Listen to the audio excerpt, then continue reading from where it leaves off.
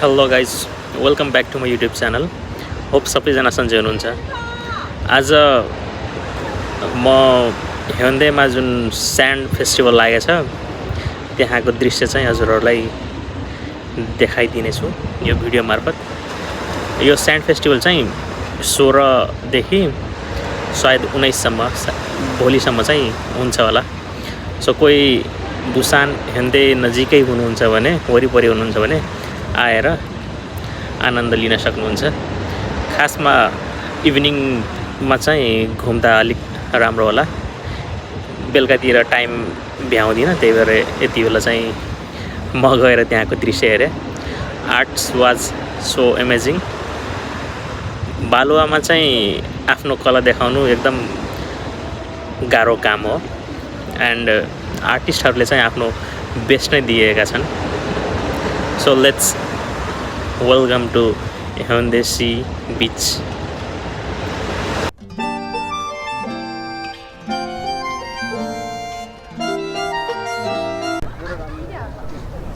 हामी सुरुमै जाँदा चाहिँ सुरुमै यो आर्ट देख्यौँ। यसमा चाहिँ 20th एनिभर्सरी भनेर लेखेको रहेछ। सायद यो सुरुवात भएको 20 वर्ष पुग्यो होला, त्यही भएर सायद 20th एनिभर्सरी भनेर यो आर्ट बनाएको छ। यसमा पनि हरेक उहरूमा डिटेलिङ एकदम गजबको थियो। सो अब हामी अगाडि हेरौँ कस्ता कस्ता आर्ट्सहरू छन्। यहाँ चाहिँ बच्चाहरू, अलिक ठुलो मान्छेहरू पनि माथि गएर चिप्लिटी खेल्ने गरिरहेका थिएँ। It was a kind of fun.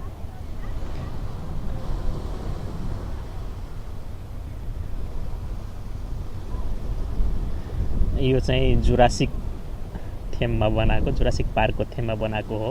डायनासोर्सहरूको पनि डिटेलिङ क्या सही दिएका छन्। आर्टिस्टहरूले चाहिँ मान्नै पर्ने थियो। हरेक आर्ट सँगसँगै आर्टिस्टहरूको पनि त्यहाँ डिटेल दिएको थियो बोर्डमा, कुन आर्ट चाहिँ कुन आर्टिस्टले बनाउनु भएका छन् भनेर। त्यहाँ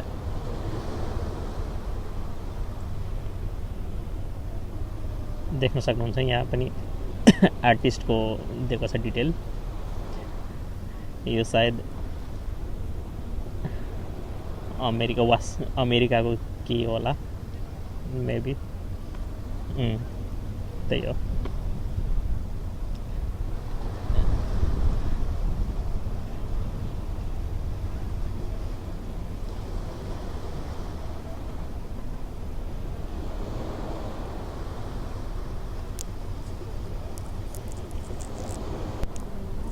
अब यो हेरौँ, यो पनि क्या गजब तरिकाले बालुवामा चाहिँ आफ्नो कला देखाउनु एउटा आफैमा अद्भुत क्षमता हो, जुन चाहिँ यहाँ देख्न सकिन्थ्यो। हरेक आर्टमा चाहिँ डिटेलिङ एकदम पर्फेक्ट थियो। यसरी इभेन्चुअली हेर्दा चाहिँ बालुवामा होइन कि केही स्टोनमा चाहिँ इन्ग्रेभ गरेर बनाएकै जस्तै थियो, तर रियालिटीमा चाहिँ यो बालुवामै हो। यहाँ पनि विभिन्न देशहरूबाट आएका आर्टिस्टहरूले चाहिँ बनाउनु भएका छन्। जस्तै एउटा मैले पोल्यान्डको पनि देखेँ। यो पनि एकदमै आफ्नो कला चाहिँ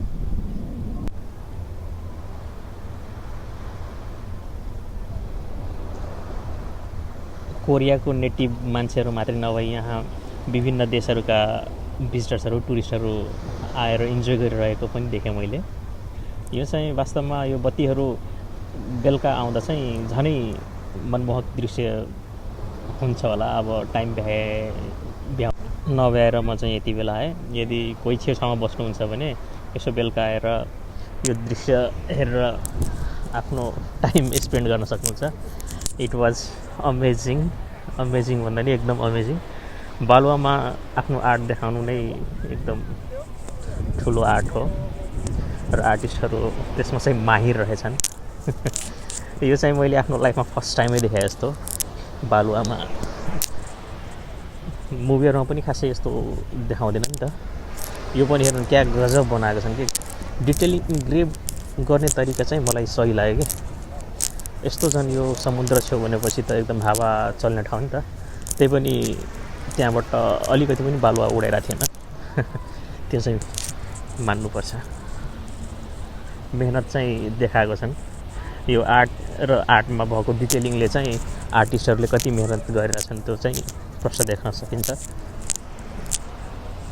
त्यो सायद कुनै सिभिलाइजेसन सो गर्न खोजे होला। मान्छेहरू पनि भरिभर आज सायद आइतबार भएर पनि होला यहाँ सब। लेट्स हेरौँ अरू के छन्।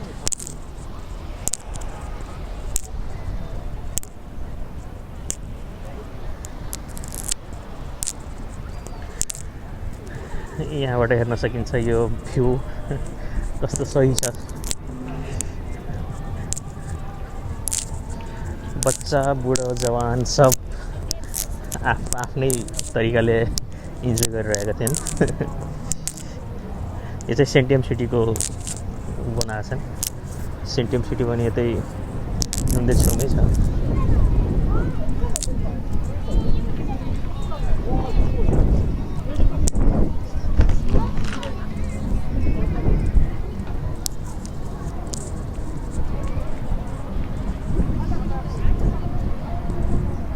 What a view.